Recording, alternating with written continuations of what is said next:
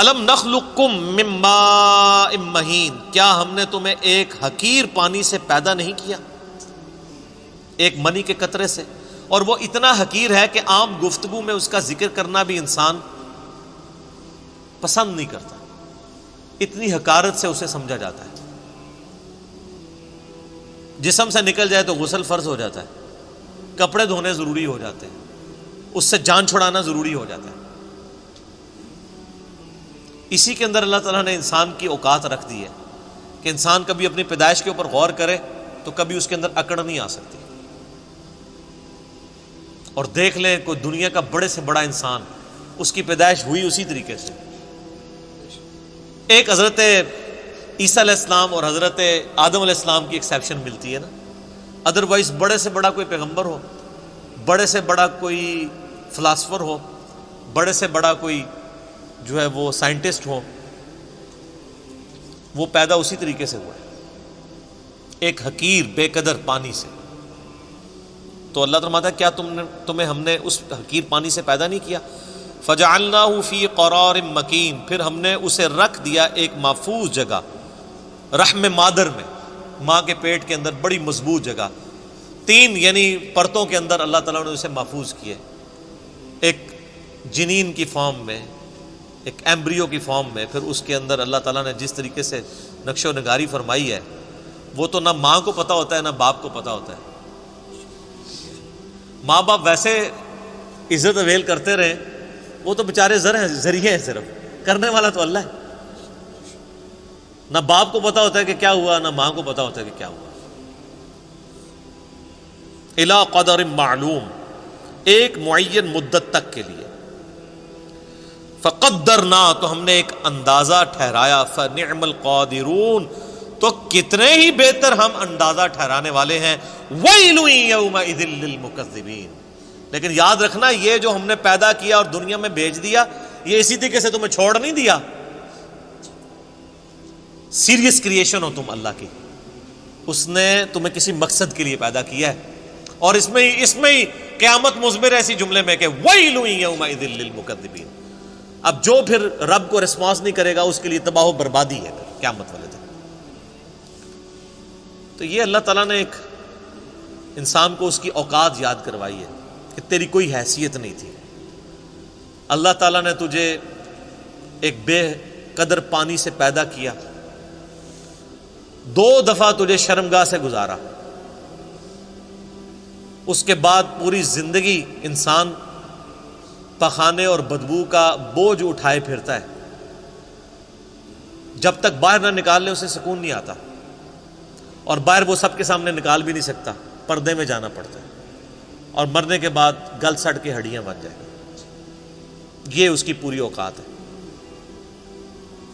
کئی ایک بزرگوں کے بارے میں یہ واقعہ آتا ہے، ایون عمر بن عبدالعزیز کے بارے میں بھی آتا ہے کہ وہ ایک دفعہ اکڑ کے چل رہے تھے خلیفہ بننے سے پہلے، بڑی شانہ زندگی تھی ان کی۔ تو طاؤس تابعی تھے رحمہ اللہ تعالی، جو ابن عباس کے شاگرد ہیں۔ تو انہوں نے عمر بن عبدالعزیز کو جب اکڑ کے چلتے ہوئے دیکھا نا، یہ امام غزالی نے بھی مکاشفۃ القلوب کے اندر نقل کیا ہے،